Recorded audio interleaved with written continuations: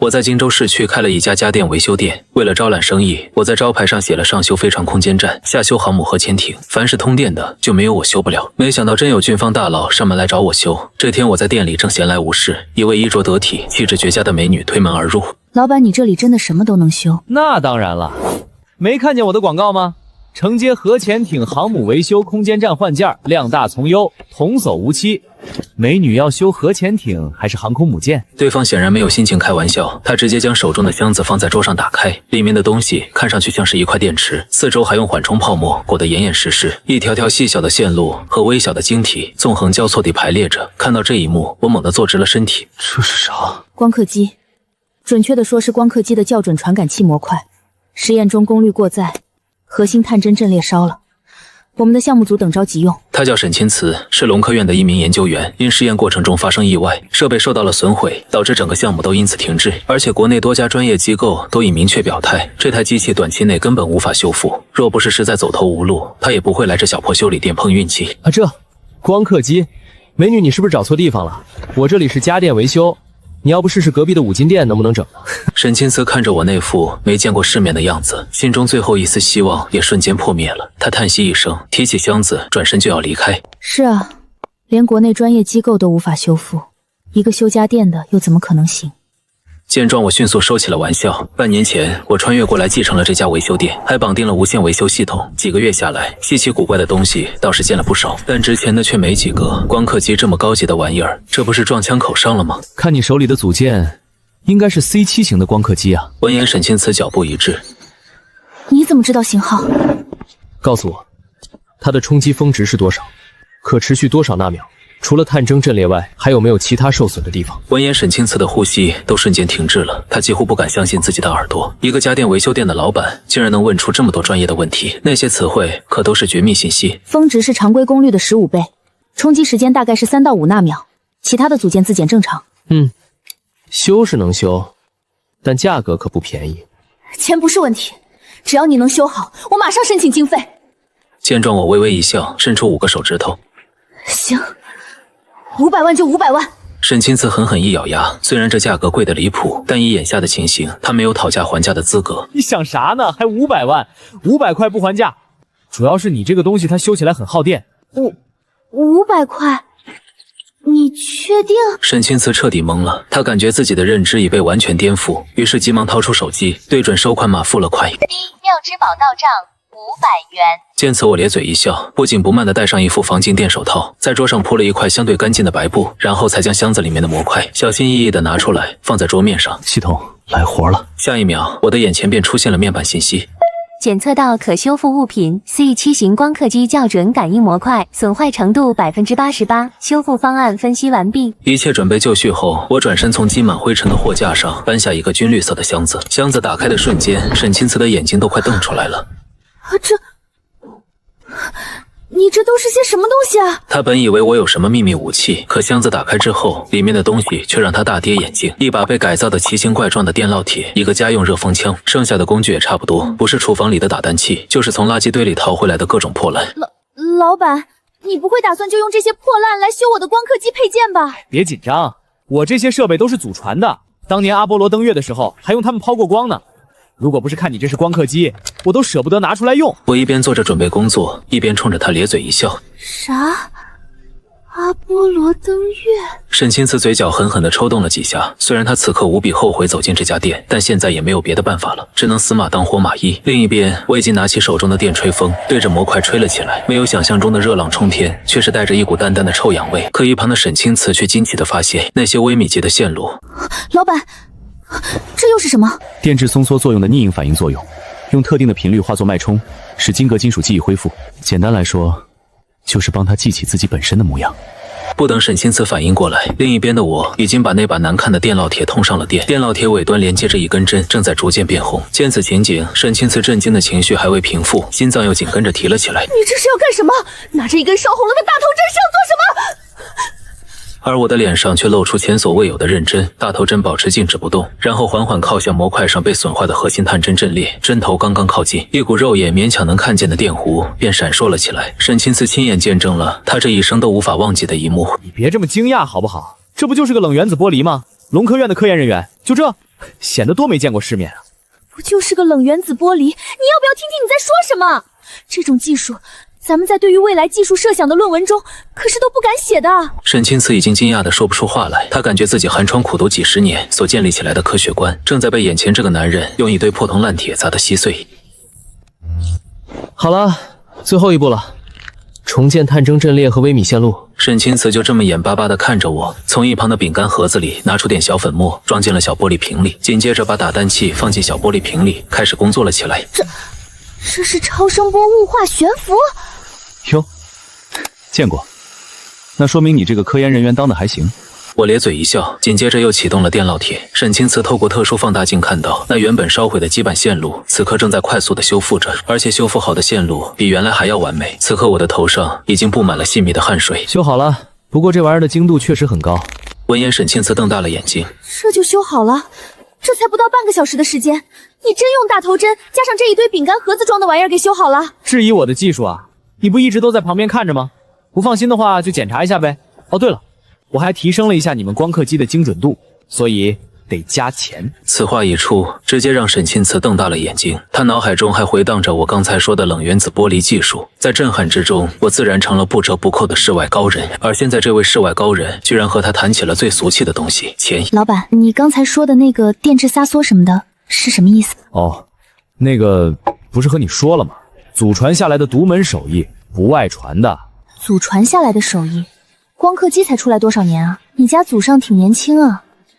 那个，你说要加钱，要加多少？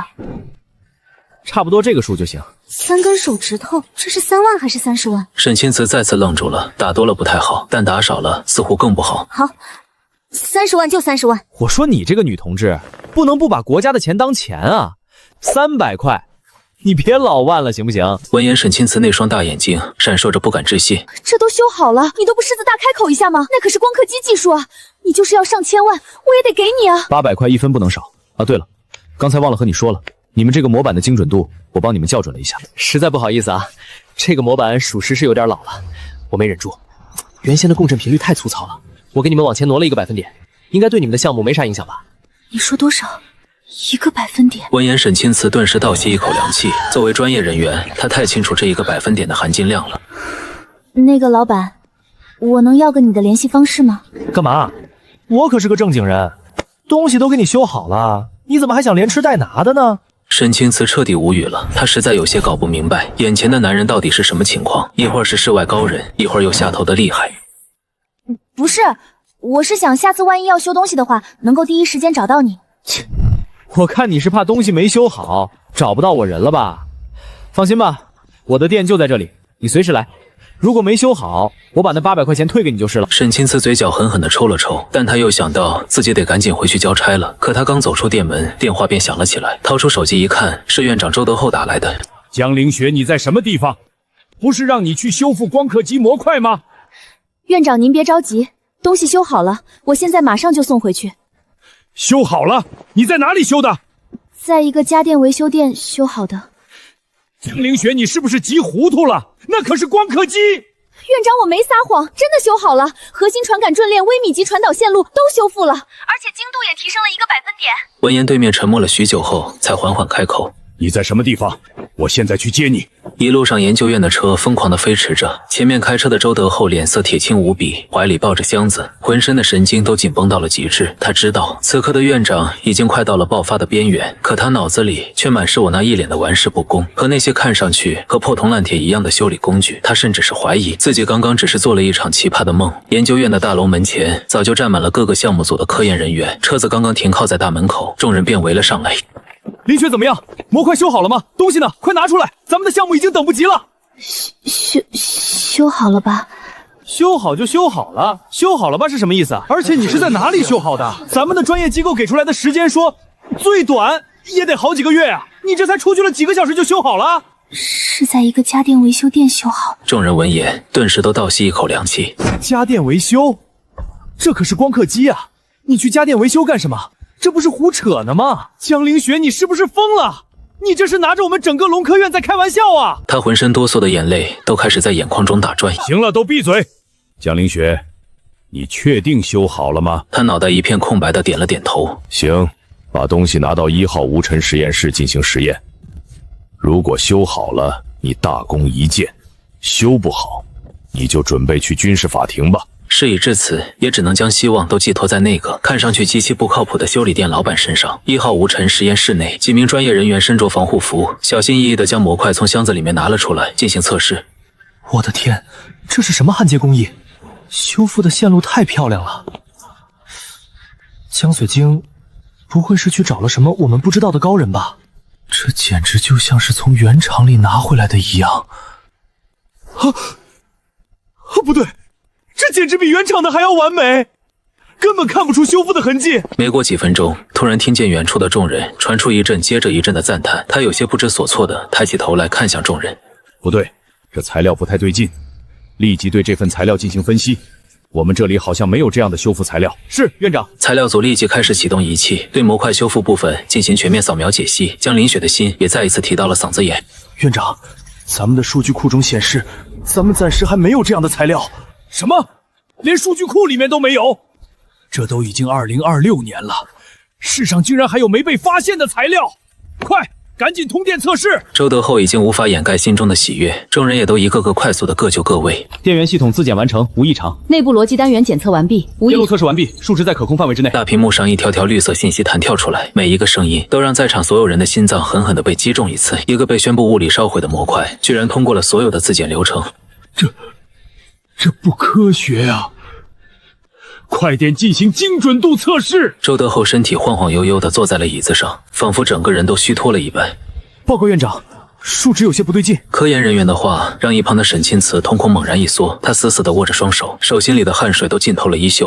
果然还是出问题了吗？周德厚也猛地一下从椅子上站了起来。怎么了？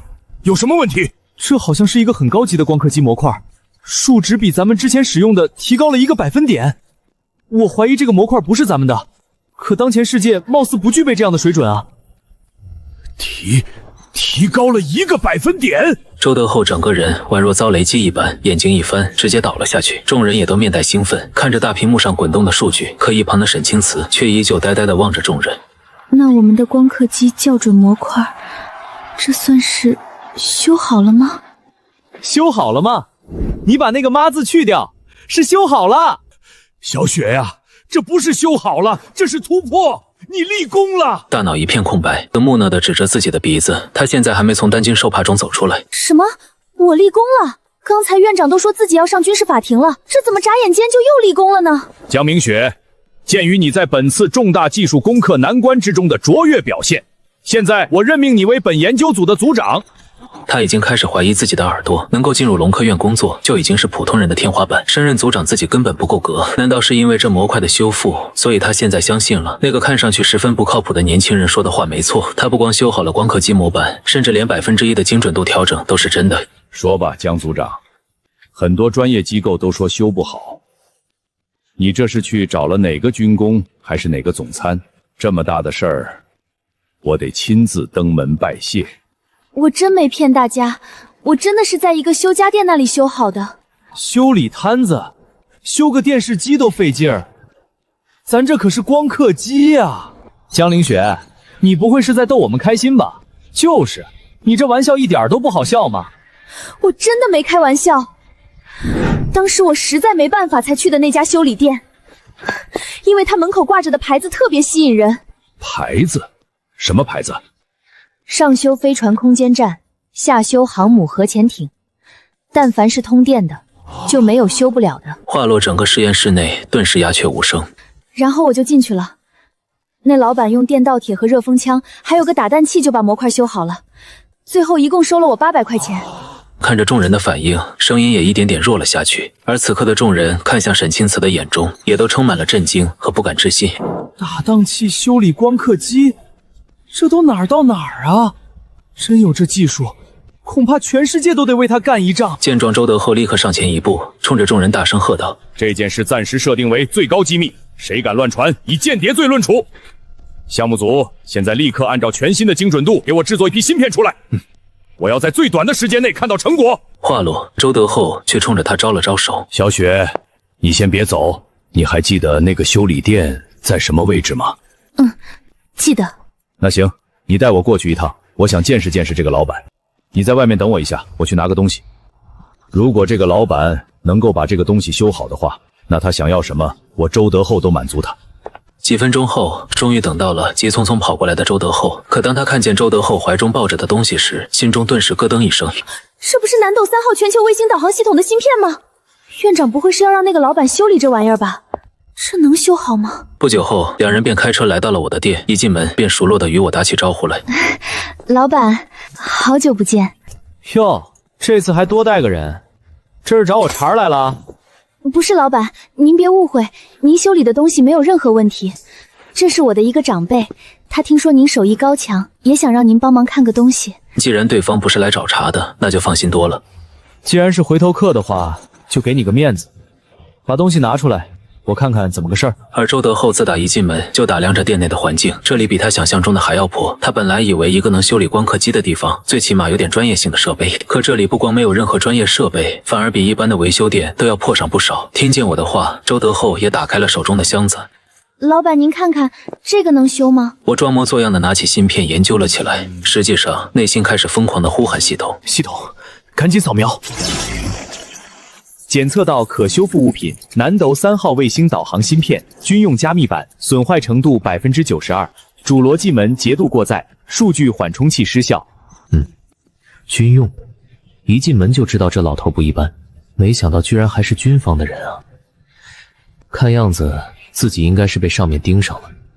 小兄弟，这个芯片是……这不就是南斗卫星的导航芯片吗？主逻辑门炸了，连带着数据缓存区也废了，应该是瞬间的强电涌干的。你们这防护措施做的不行啊！话落，整个修理店内瞬间一片寂静。周德厚那一双饱经风霜的眼神之中，头一次露出了惊世骇俗的神色。看来这小子还有点东西啊。那老板，这个东西你这里能修吗？能修，不过这钱嘛……随即我抬起5根手指头，在周德厚的眼前晃了晃。周德厚见状，心里都快乐疯了。50万，别说50万了，就算是5000万，那也绝对是值当的。好，扫码还是现金？不是50万，是500块。什么？500块？500块，连装芯片的盒子都买不来呀！这个价格简直就是对国家尖端科技的侮辱啊！爱修不修，你们这帮搞科研的人，钱来的就是太容易了。就500块，多一个子儿我也不带修的。修，老板，我们修。急忙掏出手机，对准了收款码扫过去。周德厚这时候有些无语，眼睁睁地看着关系到一个国家的战略基地兼芯片，就这样被一个年轻人以500块钱的价格给接了单。切，如果不是看在老顾客的份上，这个活我还不爱接呢。你们以为我缺这500块钱啊？真有意思。然而周德厚的脸色却以肉眼可见的速度变绿。你管这做小意思？这可是整个南斗卫星的核心部分。这一家伙刚才还挺正经的，怎么一转眼变得这么中二了？院长您别着急，这个老板人就这个样子，本事大的人脾气也怪。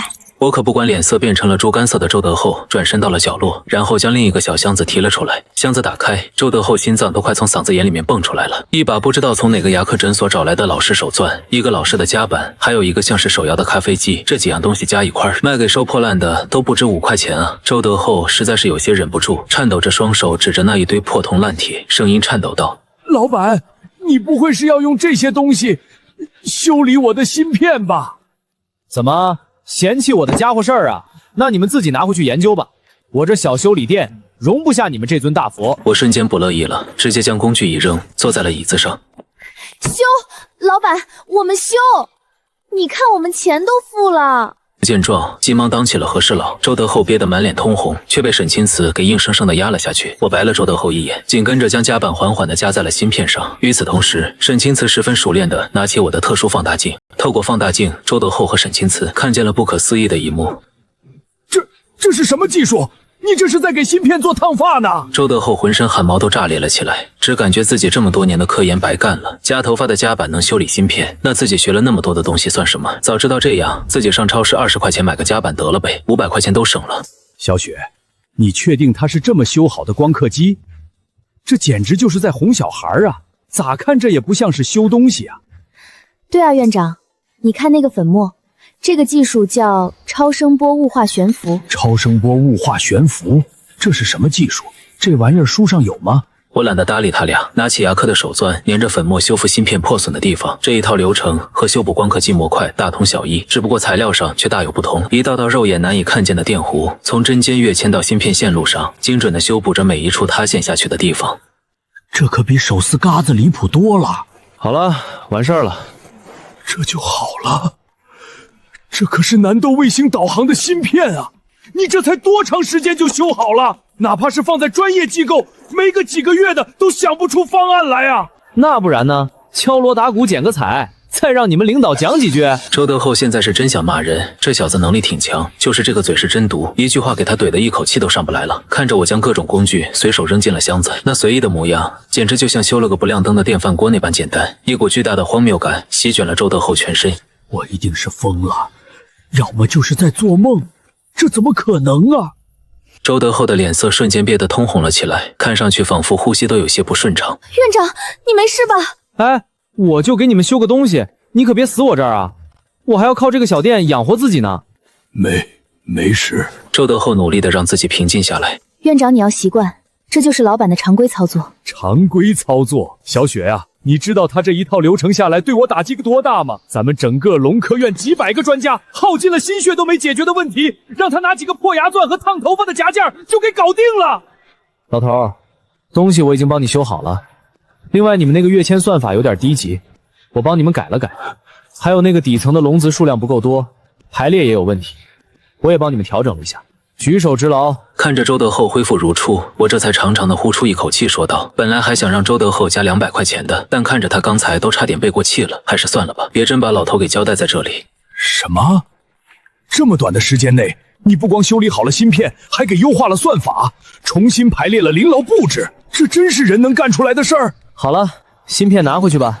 这次我就不让你们加钱了，你们占了大便宜。现在跃迁频率应该更稳定了，计时误差理论上能再降低1到2个降疗级。具体多少我没法细算，你们自己拿回去测吧。周德厚再也承受不住了，眼珠子一瞪，双腿一软，直挺挺地瘫倒在地。另一边的龙科院1号无尘实验室内，人影交错，每个人的脸上都严肃的，仿佛在打一场仗。光刻胶涂层均匀度检查完毕，误差在允许范围内，眼模板校准中，目标精度提升1%，正在重新计算对位参数。真空府气压稳定，已达到预设值。一道道汇报的声音此起彼伏，声音之中充满了急促。首席工程师何之恒正死死地盯着大屏幕，听着耳麦中不断传出来的声音。1个百分点的提升了，最离谱的实验，只要确认了它的存在性，那么华夏从今往后就能在光刻机的精密度上狂甩国外几条街了。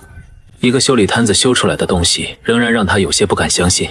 启动曝光程序。何志恒通过对讲机下达了最终命令，而后一声轻微的闷响响起，光刻机开始运转，所有人都屏住了呼吸，成败在此一举。数据在大屏幕上疯狂地滚动着，每一个字符都仿佛每个人的心脏在疯狂地跳动。曝光完成，显影清晰烘干，每一步都堪称教科书式的完美。当那片承载着无数人希望的晶圆被机械手臂送入检测台时，何志恒的心脏几乎都快停止跳动。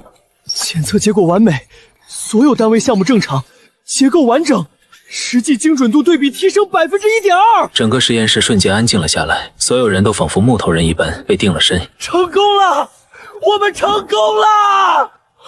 天哪，我不是在做梦吧？众人大笑着，但泪水却宛若泉涌一般肆意的流淌。何之恒呆呆地盯着大屏幕上那个1.2%，身体遏制不住地颤抖着。读了这么多年书，学到的知识被一个搞家电维修的攻击得体无完肤。与此同时，华夏高层的会议室内气氛有些凝重，10几米的会议桌坐满了人，这些人都是华夏当前最有影响力的科学家。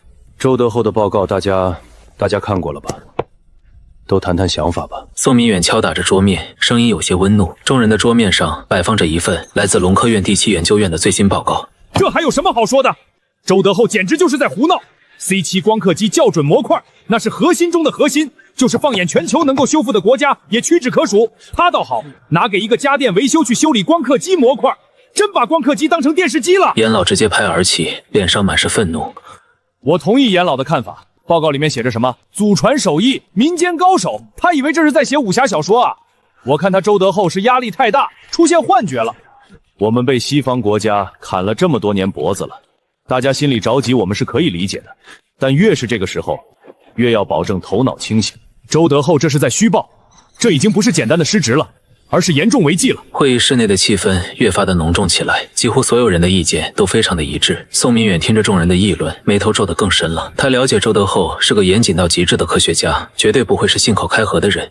周德厚院长在科研领域的贡献，我们是有目共睹的。或许这件事情有其他缘由也说不定。能有什么蹊跷？我看最大的蹊跷就是这份报告本身。我认为应该立即停止第7研究院的所有研究项目，并且派遣调查组进行调查。我复议，我也复议。宋明远看着众人群情激愤的样子，叹了一口气。这次你周德厚算是踢到铁板了。就在此时，会议室的门被敲响，门口的秘书急得满脸通红。宋部长，第7研究院又传来一份加急报告。又是周德恒，他有完没完了？是不是下一份报告要说他造出高达了？严老冷哼一声，脸色越发的难看。报告显示，第7研究院刚刚研发出来了一款新型芯片，采用的是全新的刻度标准。全新的标准有多新？报告显示，比我们之前的精准度要提高了1个百分点。话音落下，整个会议室瞬间安静了下来，紧跟着气氛瞬间炸了。1个百分点，这是什么概念？赶紧把报告给我！严老一个箭步飞身，直接将报告拿了过来。他仔细的看了几眼之后，整个人都遏制不住的颤抖了起来。怎么了？严老，你没事吧？这些数据没问题，但这怎么可能呢？人可以撒谎，但数据不行。他从事科研这么多年了，哪个数据出了错，他一眼就能看出来。但这份报告上的数据完全属实。我就说，周德仲这么多年的院长了，一定不会违规操作的。可是这件事情太过于蹊跷了。难道说是他们先前积累的某种刚好达到巅峰，然后机缘巧合之下突破了？巧合？1个百分点啊！您管这叫巧合？宋明远没有搭理众人的争吵，他急忙拿过那份报告，详细的查看了起来。片刻之后，他的目光在 1.2 的突破百分点和全新芯片上面反复停留。诸位，这份报告上的数据无可厚非，这也就说明周德厚的那份报告绝不会是假的。但现在问题就出在这家维修店身上。宋明远深呼吸一口气，脸上的神色有惊喜，但更多的是茫然。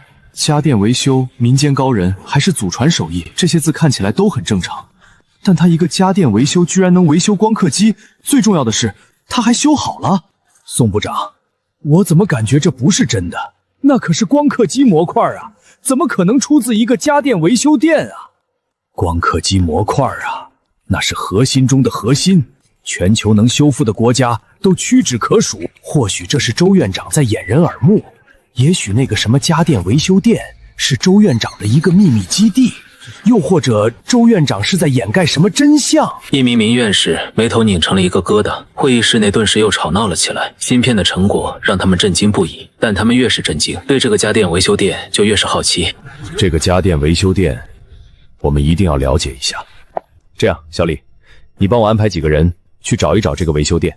老板，你看这个东西能不能修一下子？其中一个男人将一个小玩意放在柜台上，那玩意方方正正的，没啥宝贵的包装。这啥玩意儿？老式的 MP3，还是老式充电宝？对，这就是个老式的音乐播放器。老板，你能修不？音乐播放器？你家音乐播放器长这模样啊？真是糊弄鬼呢呀！刚才哥俩一进门，我就已经将对方身上带电的所有物品尽收眼底。眼前的这玩意儿名叫黑哥军用加密器，故障源因为非标准断电而导致安全锁死。这哥俩果然不是来修东西，是来摸底的呀。这玩意儿看上去年头不短了，修起来有点麻烦。这种老玩意儿啊，最考验手艺了。很多时候不是他出了毛病了，而是闹脾气了。我拿着窃听器掂了掂，二人面面相觑。对于我这种故作玄虚的做法，显然显得有些不耐烦起来。这次我连打蛋器都没有拿出来，只是用手指头在窃听器上敲打了几下，声音富有节奏且缓慢，看上去就只是在普通的敲打，但现场的两人却已经汗流浃背了。他敲的是紧急系列重组。我听见了，这是国家级的窃听器。这种序列重组本身就是为了在不暴露之下毁掉内置感应器，但一个修理家电的老板怎么知道这么做能修好？就在二人心中掀起万丈波涛的时候，我手中的窃听器红点闪烁了起来。行了，搞定了。我就说这种玩意儿就欠收拾。20，扫码还是现金？我将手中的窃听器直接扔在了桌子上，冲着二人伸出2根手指头，哥俩彻底的愣住了。你是怎么知道的？什么？不是说过了吗？祖传手艺，我爷爷当年就是靠着这一手绝活，把村里拖拉机的便秘给治好了。不过话说回来了，二位老板，你们拿这个窃听器告诉我说是 MP3，这不厚道吧？窃听器，我要是真给你们把这玩意儿当成音乐播放器拆了，整坏了算谁的？闻言，二人的头发瞬间竖了起来，身体宛若遭雷击一般过电。他们以为这个年轻人什么都不知道，可结果人家从他们一进门就明白了。那啥，我们俩哥俩早已汗流浃背，脸憋得一个比一个通红。行了，别废话了，20块钱赶紧转。你们两个别想赖账啊！我这里可是全程监控。给，我们给。哥俩连连点头，旋即掏出手机，急忙扫了20块钱。行，你俩还有事吗？修完了还不走？我查看了一眼到账信息，旋即奇怪地看向二人。走，马上走。两人拿起窃听器，逃也似的离开了小店。哟，哼，我还切可闹呢。然而刚走出距离小店不远，哥俩就坐进车内，大口的喘息。宋部长，是我们。情况怎么样？那个修理店存在吗？找到是找到了，店也的确存在，只不过这人有点邪门，比我们想象中更加的邪门。我们刚一进门，就掉进了他的圈套。他不仅直接把我们要修理的东西看穿了，甚至还知道加密的解锁方式，知道咱们加密的解锁方式，这怎么可能？那窃听器可是最高级别的，研发的时候就是为了应对各个国家之间的特工工作，你和我闹呢？宋部长，我的话句句属实，这个修理摊老板的确有些邪门啊，一时半会儿说不清楚啊。行，你俩先回来。是。医院内，消毒水的味道充斥着周德厚的鼻腔，心电监护仪正发出有节奏的微弱声音。院长，你醒了。芯片，我们的芯片呢？芯片在呢。赶紧将小箱子拿了过来。周德厚急忙看了一眼，里面安然无恙的芯片，那颗悬着的心这才放了下来。我要出院。院长，医生说您现在的身体不能出院，需要静养。不行，眼下正是关键时刻，我必须出院。周德厚十分固执地挣扎着起身，急忙换好了衣服，怀里紧紧地抱着南斗卫星的芯片。曾经这就是个破烂玩意，但现在这是他的宝贝疙瘩。去开车，马上回去。很快，第7研究院的大楼近在咫尺了。车辆通过层层安检，稳稳地停在了办公大楼门口。车子刚停下来，一个身穿白大褂的研究员便冲了过来，脸上满是焦急之色。怎么了？出什么事了？院长，中枢系统的人来了，现在就在实验室里。走，去看看。中枢系统，他们怎么会突然来第7研究院？好像是说来检查一下咱们光刻机研发出来的新精度的芯片，关于那1%的精准度，他们不太相信，所以亲自来查验了。你说什么？1%的芯片研发出来了？闻言，周德厚眼珠子都快蹦出来。是的，研发出来了，在您和赵组长离开没多长时间就搞定了。好啊，可谁让他们把报告递交上去的？通常来说，上交报告必须是万无一失的。这芯片刚搞定，就火急火燎的给中枢系统上交报告。这要是临时出点什么意外，那就是谎报科研数据，和军情谎报同等级别的罪名，这不是给自己找事儿吗？行了，你马上安排个项目的人，凡是参加过新品研发的人员，全都给我到实验室集合。说罢，周德厚扭头便朝着实验室冲了过去。巨大的无尘实验室内站着一群人，正围着光刻机指指点点，为首的正是中枢系统中的严老。校准模块的反馈回路被优化到了极限，光路补偿路径也做了重新规划，这简直是鬼斧神工啊！关键是这些优化都是在原有构架下完成的，没有破坏任何基础协议，这怎么可能啊？周院长，你能不能告诉我们你们实验室到底是怎么回事啊？光刻机就先不说了，就说你们的这个芯片，它为什么会出现这种结构？周德厚闻言，满腔的客套话瞬间消声了。解释？他解释个毛啊！他连芯片研发出来了都不知道咋解释。严老，诸位院士，这个东西解释起来有些麻烦，咱们不如直接上测试数据吧，那个更加直观一些。什么样的解释都不如正儿八经的数据来得更加有冲击力。随着一枚新研发出来的芯片被小心翼翼地夹了起来，放入平台的测试卡槽内，嗡的一道声音响起，卡槽自动锁死。环境自检开始，真空环境正常，温度恒温定在21.5摄氏度，电磁屏蔽已开启。先进行基准校纯精度测试，校准模块响应时间3.8纳秒，运行稳定。光路偏差修正率每秒12.5微米，超过设计指标1.2%。听着各单位的情况汇报，现场的人群之中立即出现了一阵骚动。仅只是一个基础的数据，就已经让他们大为震撼。严老，这个数据已经非常惊人了。咱们正常光刻机的校准模块原设计修正率正风点是12.1微米。严老面无表情地嗯了一声，看起来波澜不惊。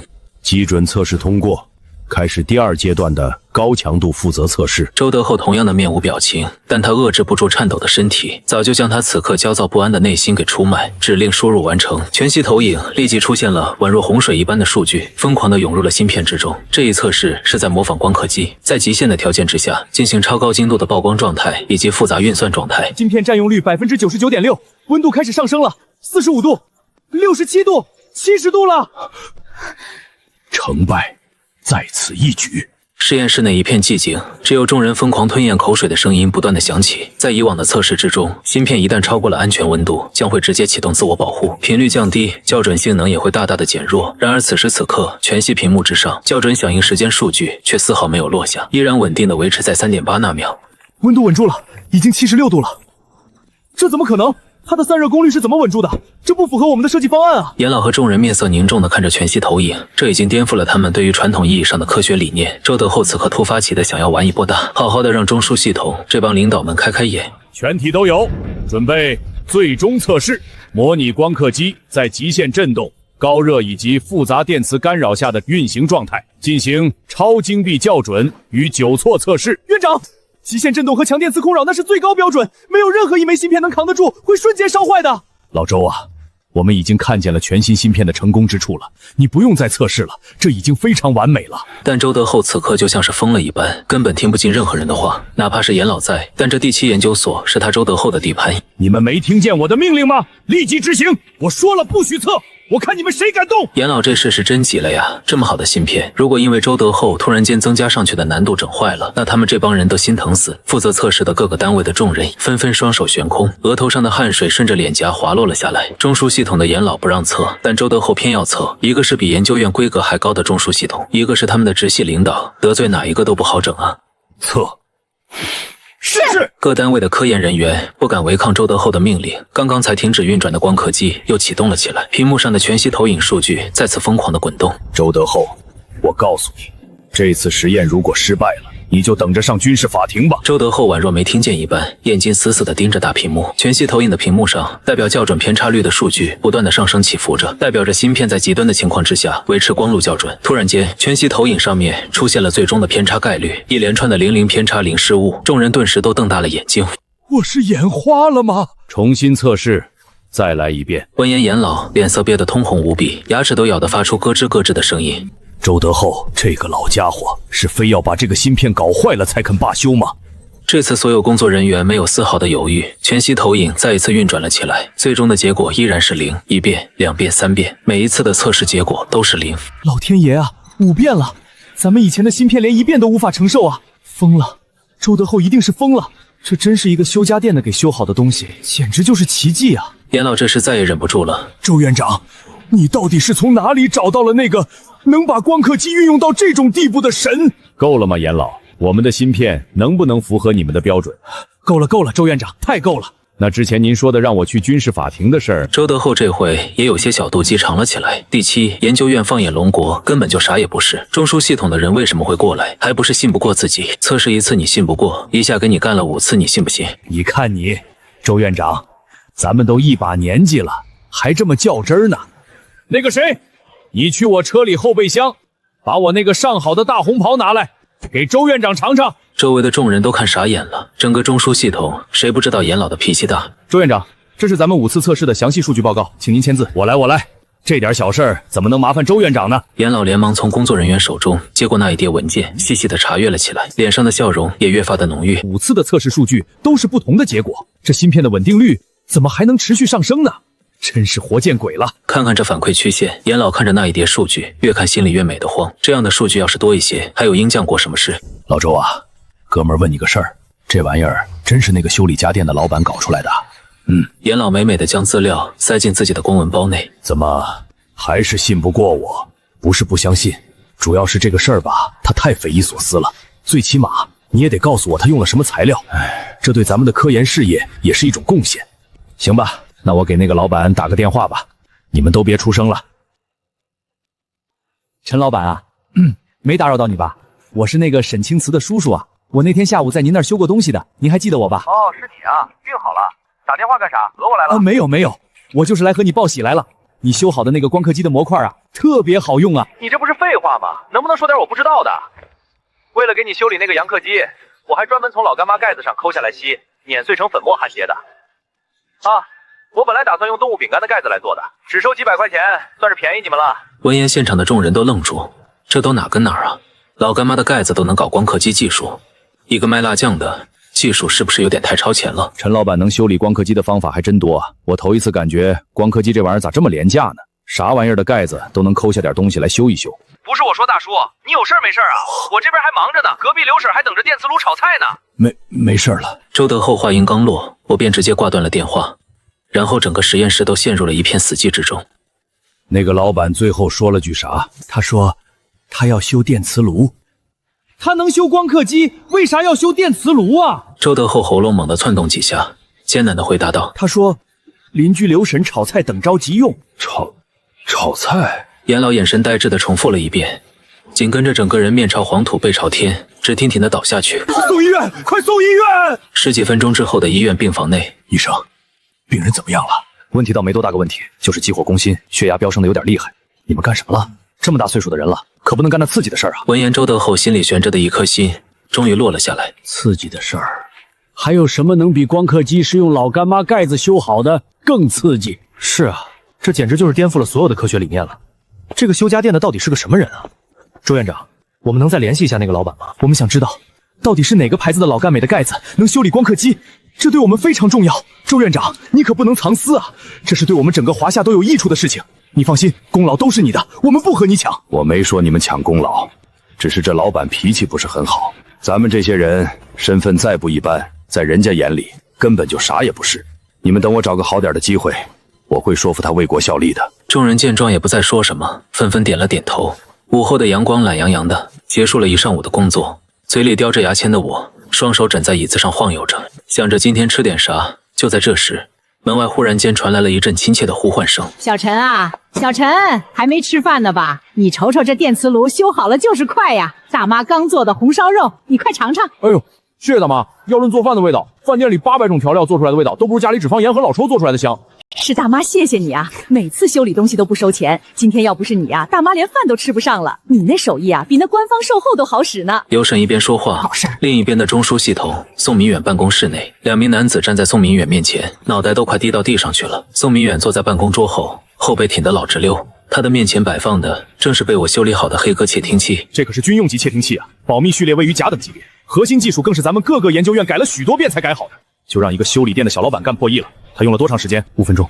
不对，6分钟。军用级的窃听器啊！你和我说他整这玩意儿的时候，啥工具都没用。你瞅瞅我像个傻子吗？这不是纯扯淡的吗？是真的，部长。我们进去说的是音乐播放器，但是对方却直接拿起来就敲响了最高机密的重启序列。我们费劲锁死的黑鸽系统也让他给激活了。他好像从一开始就知道这是个什么东西。一个修家电的最高机密序列，不用任何仪器就用一根破手指头给敲出来了，怎么听着这么科幻呢？整个办公室内顿时陷入了一片死寂之中。宋明远靠在椅子上，闭上眼睛，呼吸均匀，脑子却是飞速运转起来。店铺呢？店里有什么特殊的东西吗？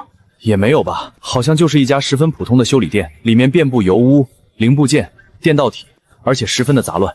我们一进门就对店铺进行过反复的检查了，没有发现任何的隐藏暗格或者高精尖的设备。宋明远深呼吸一口气，眸子之中满是失望之色。一个能随手破译黑鸽的人，会心甘情愿地待在一个杂乱的修理店内，这本身就挺邪门的。难道说这人是周德厚隐藏的一张王牌？那也不应该啊，他如果真的是周德厚的王牌，周德厚也不会把他汇报上来啊。就在办公室内的气氛凝重的快要滴出水来之时，房门突然间被人一把撞开。宋部长，快看，成了！周德厚没骗咱们，那1%的精准度是真的。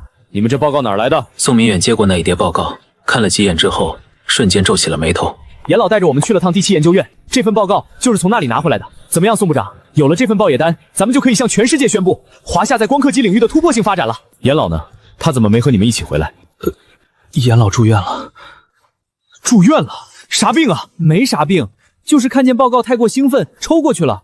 用医生的话来说，就是兴奋过头了，血压飙升。宋明远算是彻底的无语了，堂堂的刘老竟然也被这一张芯片报告给打败了。看样子华夏冲破西方国家反制的日子来临了。就在这时，办公桌上的电话铃声响了起来。喂，赵虎将军啊，霍霄，我知道啊。不行，这绝对不行。赵将军，我知道你们都想抓住霍霄，但是你这不是违规吗？不行，绝对不行。电话刚一接起来，宋明远便连连的拒绝道，脸上的表情一会儿比一会儿更加的难看。老赵啊，这件事不是我不想帮你，实在是帮不了啊。那霍霄可是六边形战士啊，在军事演习中，霍霄就是所有指挥官的噩梦。这个人从来不按照常理出牌，战术刁钻到令人发指。去年赵虎的一个精锐装甲师，连演习区域的一半路程都没走完，就被导演部通知判定全员阵亡。和霍霄演习最大的规则就是没有规则。老宋啊，这次的演习主要是针对未来高科技战争的模拟和反制，我们总不能拿着昨天的部队去打未来的战争，所以你得帮我这一把。这次我一定要捉住霍霄。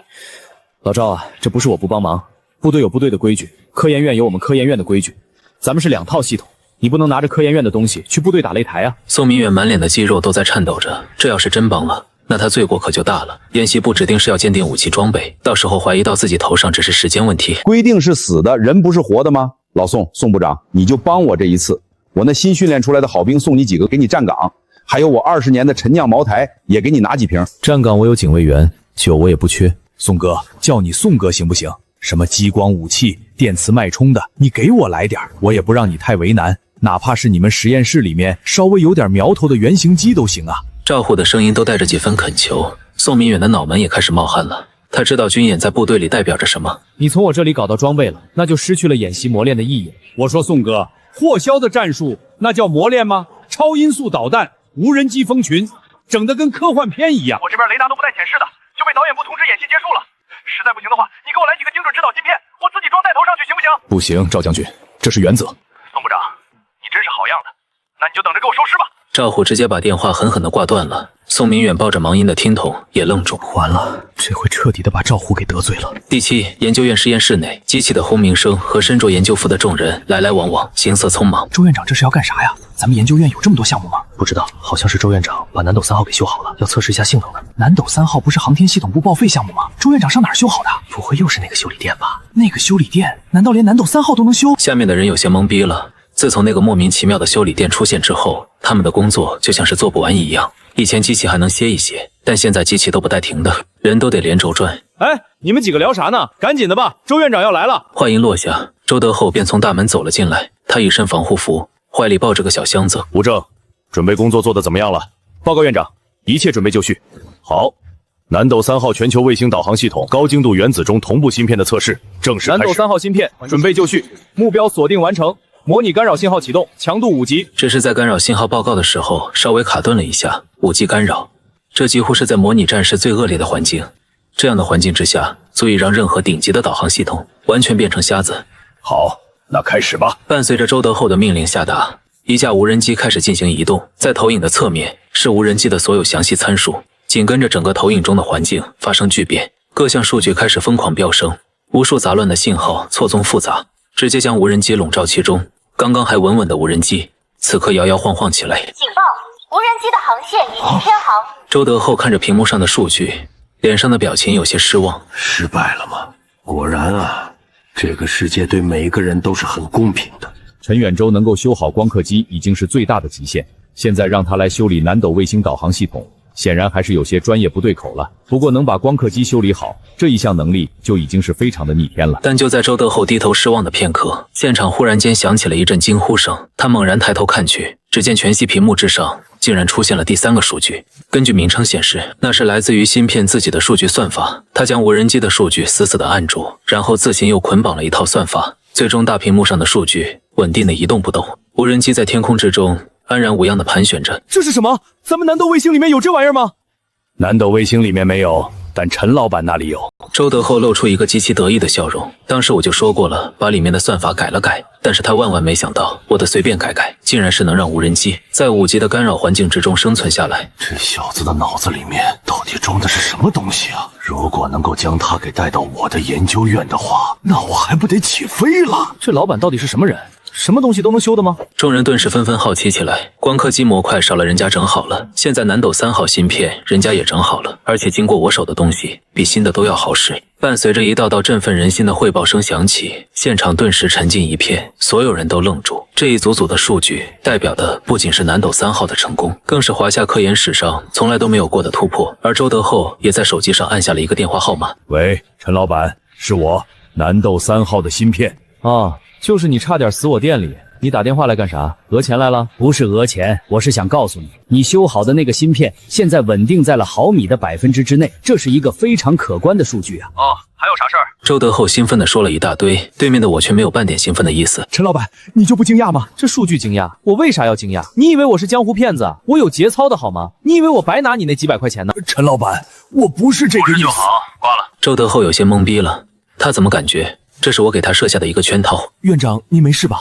没事，把芯片给我装起来，我要去一趟航天部。南斗3号就是从航天系拿过来，当初他们说着这玩意儿修不好了，所以给周德厚试试运气。另一边，一辆军车风驰电掣，目的地也是航空系统。后座上，赵虎那张脸阴沉的都快能滴出水来了。老宋这个榆木脑袋，竟然在这个节骨眼上选择了见死不救，你不帮忙是吧？行，那我就直接来航空系统部找郑启文，这里可是专门玩天上的那些东西的地方。想到这里，赵虎心中的希望又多了几分。航空系统部大楼人影交错，忙碌的一塌糊涂。郑启文的办公室不像是个办公室，更像是一个战争时期的指挥部。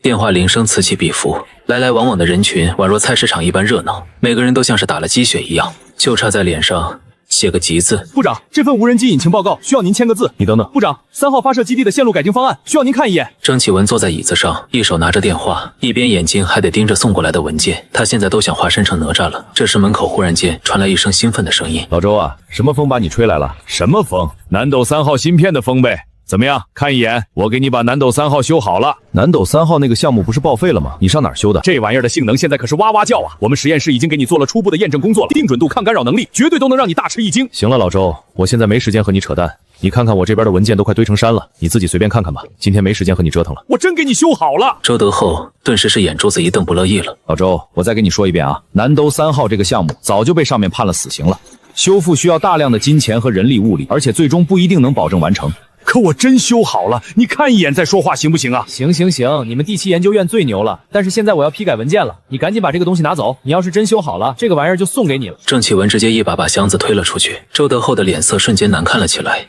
一股火气从脚底升腾而起，直冲天灵盖。紧跟着他一转身，提着箱子离开了办公室。与此同时，办公大楼内又一道身影走了出来，赵虎和警卫员两个人的脸一个比一个黑。这郑启文怎么和宋明远一模一样？什么原则问题，简直比宋正远还难搞。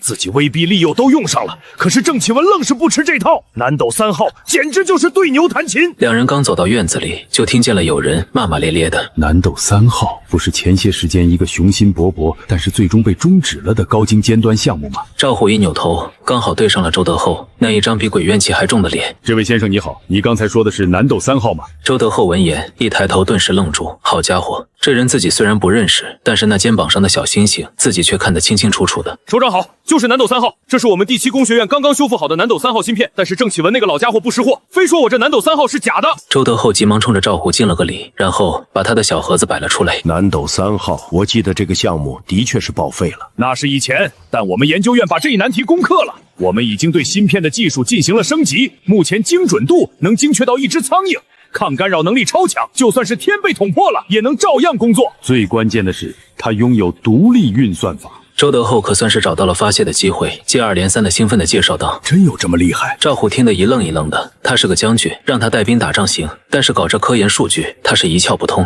我哪敢骗您呢？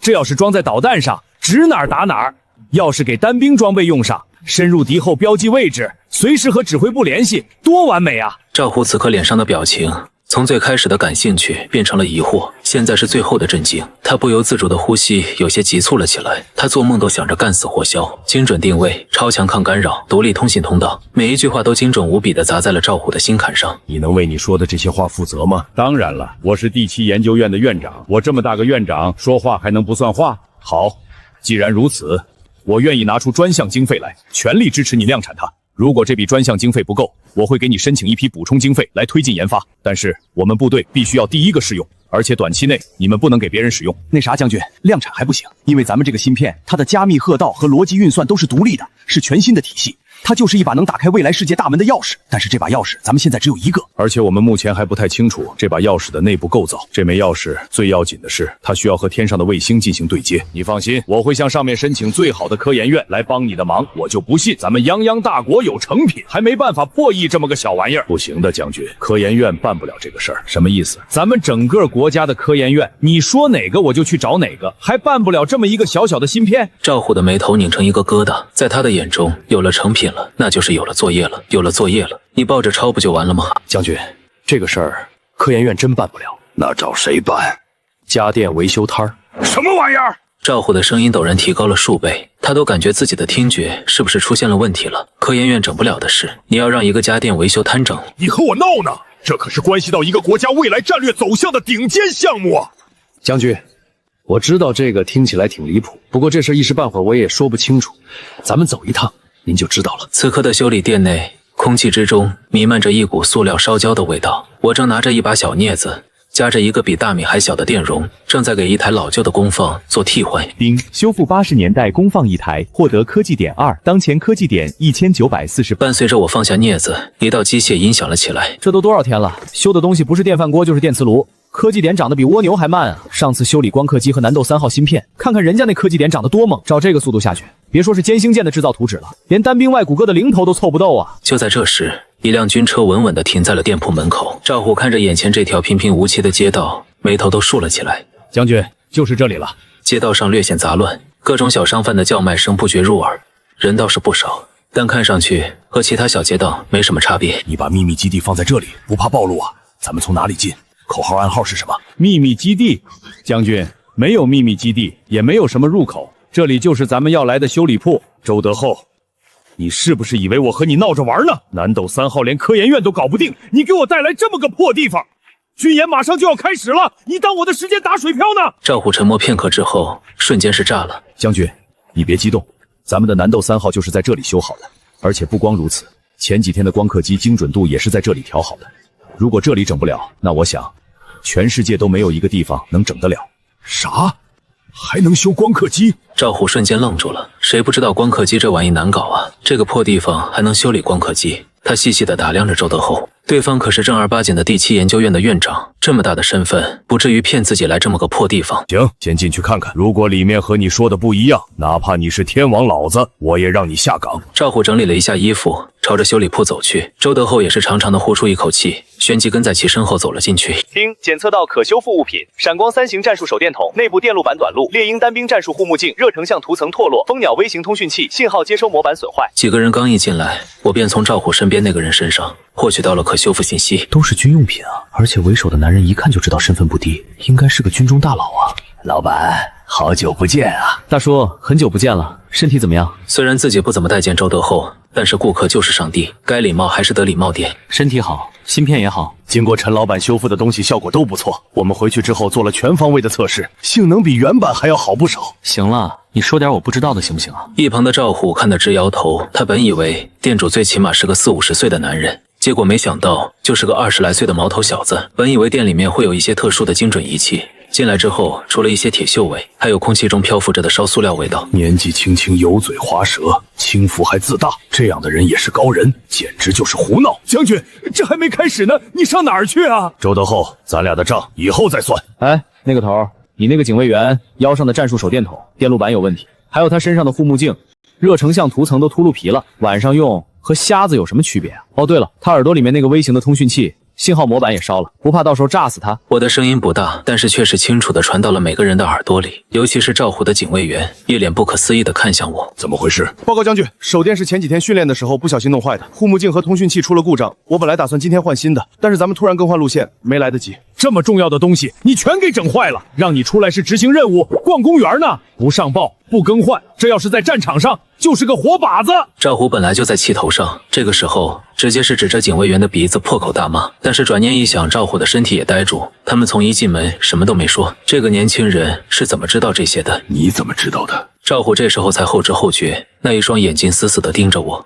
多年来的征战让这个老兵身上的寒气瞬间迸发了出来。一旁的周德厚也瞬间吓了一跳，他怕赵虎一声令下，让身边的警卫员把我给提出来暴揍一顿。你见过谁家好人出来还带个保镖啊？其次，我不管你在部队里面是什么位置，但是这是我的店，在这里是龙你得盘着，是虎你得卧着，不服气就滚蛋。闻言，周德厚彻底愣住。我去，陈老板，你要不要这么刚啊？这可是将军啊！人家只要愿意，别说你这个铺子，直接给你丢炼钢炉里炼的，你信不信？赵虎也惊住了，那一双眼神之中除了震惊，还有满满的不敢置信。这么多年以来，除了自己新兵连的时候让班长踹过几脚，还真没有人敢这么和自己说话。你怎么说话呢？这时，一旁的警卫员忍不住，他握着拳头，直接就朝着我冲了过来。我让你动了吗？滚回来！不等警卫员冲过来，赵虎便暴喝一声，警卫员脚下瞬间一滞，紧跟着退了回去。你们到底是来干啥的？我告诉你们啊，我这里是修理铺，不是擂台赛，想打擂台滚出去打去。我表面上淡定的一比，但实际上心里已经慌成狗了。这大人物的保镖是不一样啊，那宽松的衣服，刚才瞬间肌肉就暴涨了起来，那一拳头要是砸在自己脑袋上，这部剧都得提前完结。是这样的，陈老板，咱们上次不是修了一个南斗3号的芯片吗？我们想请你把这个芯片装在弹头上，让这个弹头拥有定位功能，你看行不行？这么劲爆，你们要干啥？我一听也顿时来了兴趣，这可是个大活，用来打仗。我们蓝军有个叫霍霄的，你应该不陌生。我们回打回输，这次我们要赢一把，你能不能做到？赵虎一脸严肃地盯着我问道。只要我说自己不能，他就打算新账旧账一起算。做肯定是能做到，不过我需要这个数。我伸出5根手指头晃了晃，500块，行，我马上扫码。周德厚屁颠地掏出手机，就准备付款。什么500块？这次我要5万块。啊？为啥呀？以前不都是500块的吗？这次怎么涨价了？因为我瞅他不顺眼，敢对我动粗，5万都是少的。我抬手指向赵虎，眼神之中满是不忿。整，5万就5万，整好了我再给你加5万。伴随着一声清脆的到账声响，我算是接下了这个大单。行，拿人钱财替人消灾。不过这个活不能在我这里干，得去你们那里干。为什么？我那可是核心项目场地啊，谁知道你是干啥的？这要是泄露点什么核心信息，那不是出大问题了？不是，我说你这个家伙看上去也算是个大官，你不会是想让我把南斗3号装到子弹上面去吧？起码得有个炮弹吧？那是能在市区露头的玩意儿吗？这玩意儿一露头，我不得上新闻啊？这个赵虎再次吃瘪，只不过这一次他吃的是心服口服，光是想着把芯片装上南斗3号，压根就没考虑过这个问题。行，没问题。那你俩等等啊，我去收拾一下我的东西。我冲着二人说罢，便直接扎进了后面的储藏室。周德厚和赵虎2个人都愣住，二人本来以为我是要收拾行李啥的，结果我就带了一个破布包就出来。你就带这些东西，仪器啥的呢？仪器？要啥仪器？我的大脑就是最强仪器。我白了赵虎一眼，旋即扭头就出了店门。好吧，人家是技术人员，反正只要是能干趴霍霄，他说啥是啥。你俩腿着来的？车呢？没有飞机坦克的也得有个军车吧？有。周德厚急忙冲着警卫员使了个颜色，不一会儿，一辆普通轿车和一辆军车开了过来。不错，活这么大还没坐过军车呢。开路！2辆汽车在公路上飞驰，我靠在后座上闭目养神。给常规弹头加装芯片，这个活可比修理渗化波有意思多了呀。常规弹头的飞行轨迹，尤其是在末端，会受到各种因素的影响，气流、温度、湿度、目标移动等等。